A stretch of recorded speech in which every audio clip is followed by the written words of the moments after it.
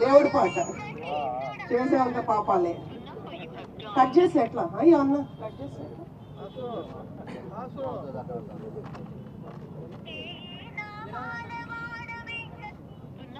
Cut చేసేలాగా సరే కానీ ఎందుకు లేదమ్మా, రాసేసుకుంటే ఎట్లా, మన రాకపోతే ఎట్లా, వస్తే ఇక్కడ నిలబడుకుంటే ప్రెస్ వాళ్ళు ఉంటారు చెప్తాం కదా. అతను రాడు.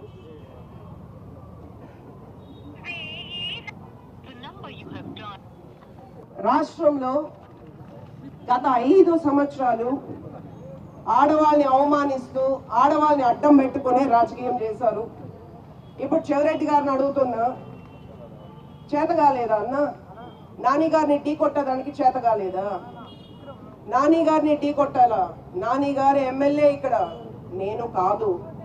నాని గారిని ఢీ కొట్టలేక నా గురించి తప్పుడు వార్తలు రాస్తే సమాధానం చెప్పాలా లేదా? ఇక్కడ మేము కూడా 5 సంవత్సరాలు ఉన్నాం. మీ సతీమణి గురించి ఎప్పుడు మాట్లాడలా. ఆస్తుల చిట్టా చాలా ఉంది, మీ సతీమణిది చాలా ఉంది. ఇది తక్కువ, ఇది శాంపలే, కానీ అందరికీ డిస్ట్రిబ్యూట్ చేస్తా. నేనే షాప్కి డిస్ట్రిబ్యూట్ చేస్తా. మీకు కూడా ఆ సదవకాశమే నేను ఇచ్చా. రండి, నా పైన నేను లంచం తీసుకున్నానని అభియోగం చేశారు. అది మీ అఫీషియల్ పేజ్లో పెట్టుకున్నారు. పేపర్ రాతలు నేను పట్టించుకోను.